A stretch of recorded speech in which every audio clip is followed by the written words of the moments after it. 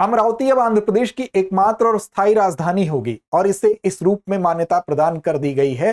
कैसे कर दी गई है? तो 2 अप्रैल 2026 को संसद के द्वारा आंध्र प्रदेश पुनर्गठन संशोधन विधेयक 2026 को पारित कर दिया गया है।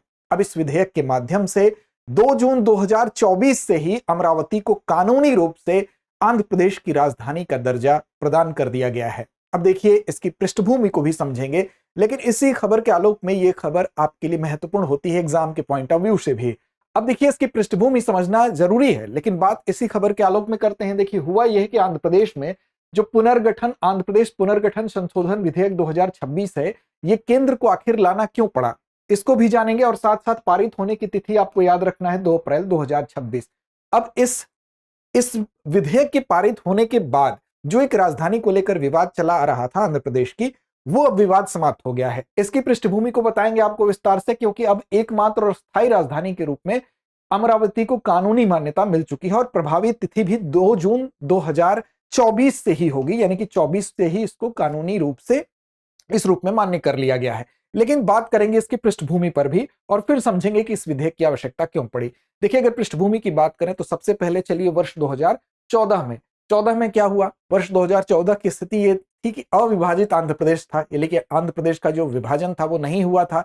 आंध्र प्रदेश पुनर्गठन अधिनियम 2014 उसी समय आया और तेलंगाना और आंध्र प्रदेश 2 राज्य बन जाते हैं। और इसमें जब 2 राज्य बनते हैं तो आप जानते हैं कि पहले तो शुरुआत में संयुक्त रूप से दोनों की राजधानी एक ही रहती है, लेकिन फिर क्या होता है, यह कहा जाता है कि 10 साल के लिए जो तेलंगाना है उसकी राजधानी भी हैदराबाद होगी और साथ साथ आंध्र प्रदेश की भी राजधानी हैदराबाद होगी। लेकिन 10 साल बाद यह कहा गया कि जो हैदराबाद होगा उसको अलग अपनी राजधानी विकसित करनी पड़ेगी, अपनी राजधानी बनानी पड़ेगी।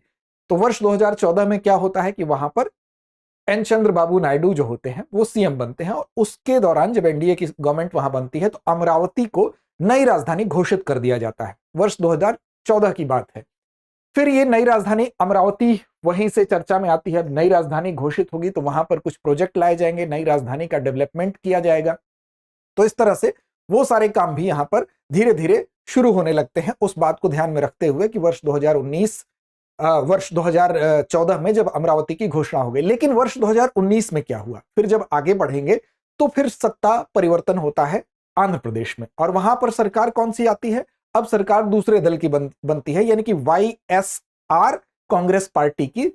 और इस पार्टी की जब सरकार बनती है तो वहां पर 3 राजधानियों का प्रस्ताव जो है वो रखा जाता है और यह कहा जाता है कि अब जो पहले जो प्रस्तावित राजधानी अमरावती थी उसकी जगह 3 राजधानियां होंगी।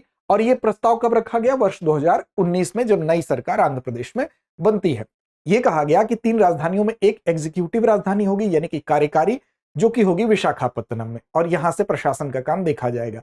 दूसरी जो राजधानी होगी वो लेजिस्लेटिव होगी, यानी कि जो विधायी राजधानी होती है जहां पर की विधानसभा स्थित होगी और वो होगी अमरावती में। और तीसरी एक न्यायिक राजधानी भी होगी जो कि जुडिशियल भी होगी, जो कि कुरनूल में स्थित होगी, जहां पर हाईकोर्ट स्थित होगा। तो ये प्रस्ताव आया आपका फिर से 2019 में। अब ये प्रस्ताव फिर चलने लगा तो इसका मतलब पुराने जो प्रोजेक्ट थे, अब उस प्रोजेक्ट पर क्या होगा, उसका निर्णय क्या होगा। तो ऐसे दशा में क्या होना था, विवाद होना था और विवाद का जन्म हो जाता है। विवाद का जन्म इसीलिए होता है कि अमरावती प्रोजेक्ट नाम से जो प्रोजेक्ट शुरू किया गया था राजधानी के रूप में अमरावती को डेवलप करने के लिए, वो प्रोजेक्ट अधर में लटकता है। अब इससे एक कानूनी विवाद का जन्म होता है। फिर वहां पर जिसकी जमीन एक्वायर की जाएगी वो किसान जो होंगे उनको भी संकट आएगा। तो ये मामला कुल मिला के कानूनी रूप से फंसता है। अब फिर से मामला ये जाता है हाईकोर्ट में और हाईकोर्ट में 3 न्यायाधीशों की पीठ जो है फिर वो कहती है कि राजधानी, जो 3 राजधानी का प्रस्ताव है उसको अस्वीकृत कर दिया जाता है हाईकोर्ट के द्वारा। और यह कहा गया कि जो राजधानी अमरावती से बाहर है वो नहीं जा सकती है। क्यों? क्योंकि राज्य को इस मामले में, स्टेट को, राज्य को विधायी शक्ति नहीं है, क्योंकि 2014-15 का जो फैसला लिया गया था वो नीतिगत रूप से लिया गया था और वो केंद्र का फैसला था, जो विभाजन था। तो उसमें नीतिगत फैसले में ये करने का अधिकार जो है, चेंज करने का अधिकार राज्य के पास है ही नहीं, विधायी शक्ति नहीं। इस आधार पर यह कहा जाता है कि राजधानी अमरावती ही रहेगी, यह हाईकोर्ट कहता है। लेकिन जो तत्कालिक सरकार थी वो ये कहती है कि नहीं, हम इस फैसले से संतुष्ट नहीं है। उसने एक एसएलपी यानी कि विशेष अनुमति याचिका जिसको कहते हैं, स्पेशल लीव पिटीशन जिसको कहते हैं, वो सुप्रीम कोर्ट में फिर डाल देती है। फिर सुप्रीम कोर्ट में मामला जाता है और एसएलपी अब राज्य सरकार ने सुप्रीम कोर्ट में डाल रखा है।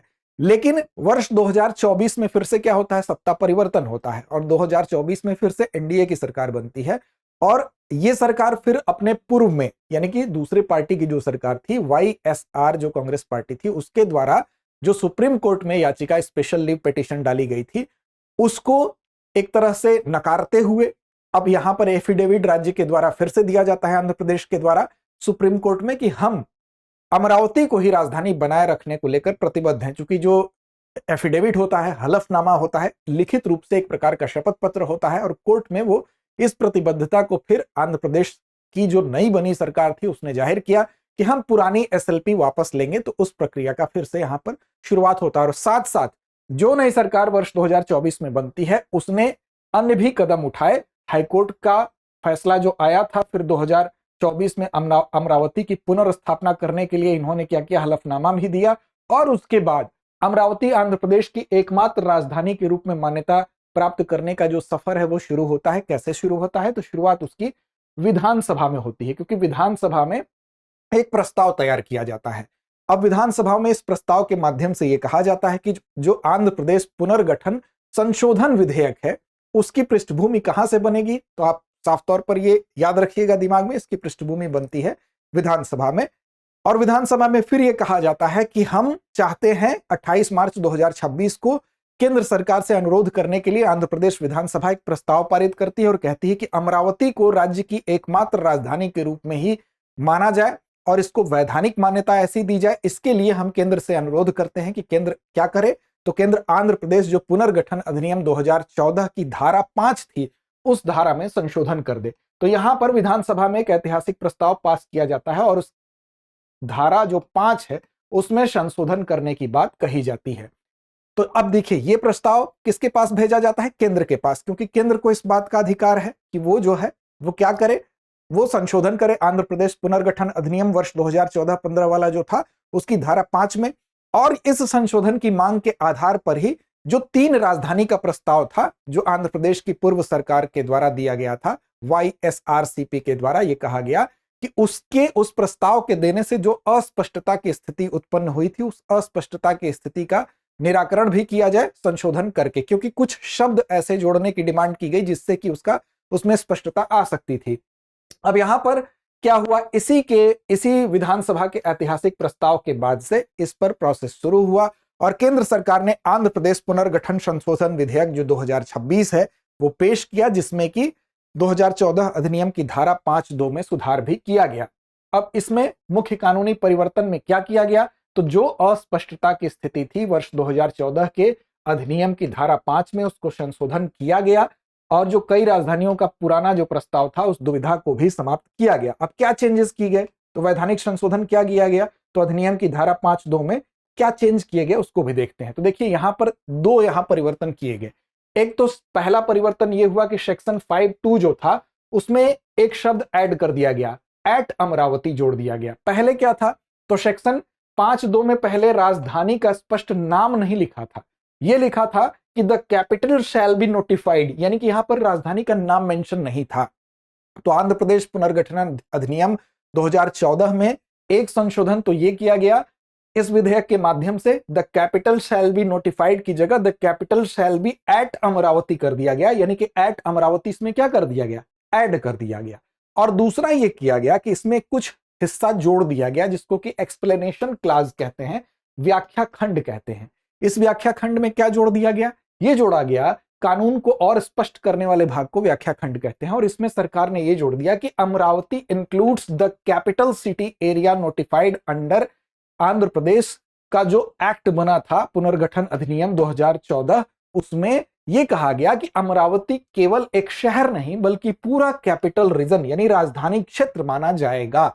यानी कि 2 शब्दों के माध्यम से एक एक्सप्लेनेशन क्लास जोड़ा गया, ये पूरा हिस्सा कि Amaravati includes the capital city area notified under APCRDA act 2014 और साथ साथ यहां पर जो राजधानी का नाम मेंशन नहीं था, यहां पर capital shall be at Amaravati इस शब्द को जोड़कर पूरी तरह से इसको संशोधित कर दिया गया। तो आंध्र प्रदेश पुनर्गठन संशोधन विधेयक 2026 इसको कहा गया है और यही विधेयक अब क्या हुआ है, यही विधेयक अब पारित हो गया है और इस विधेयक के पारित होने के साथ अब कानूनी रूप से स्पष्ट तौर पर अमरावती आंध्र प्रदेश की एकमात्र स्थायी राजधानी के रूप में मान्यता प्राप्त कर ली है। तो अमरावती अब आंध्र प्रदेश की क्या है, कानूनन राजधानी है, और जो अस्पष्टता की स्थिति है वो दूर हो चुकी है। चलिए अब चलते हैं अभ्यास प्रश्न की तरफ। आज का अभ्यास प्रश्न आपके जिम्मे छोड़ते हैं। आंध्र प्रदेश पुनर्गठन अधिनियम लागू होने के बाद आंध्र प्रदेश का आधिकारिक विभाजन किस तिथि को हुआ? 1 जून 2014, 2 जून 2014, 5 जून 2014 या 10 जून 2014? तो इस प्रश्न का जवाब कमेंट बॉक्स में दीजिए। साथ साथ चैनल को सब्सक्राइब नहीं किया तो कर लीजिए, हमारे परिवार से जुड़िए, सारी अपडेट आप तक ताकि आसानी से पहुंच सके। और टेलीग्राम चैनल पर हमें फॉलो कर लीजिए, दृष्टि आईएएस यूट्यूब नाम से वहां भी उपलब्ध है। तो लड़ते रहिए, अपने लक्ष्य की ओर बढ़ते रहिए। अब एग्जाम की तैयारी को और बेहतर करने के लिए हमारे चैनल को लाइक, शेयर और सब्सक्राइब करना ना भूलें।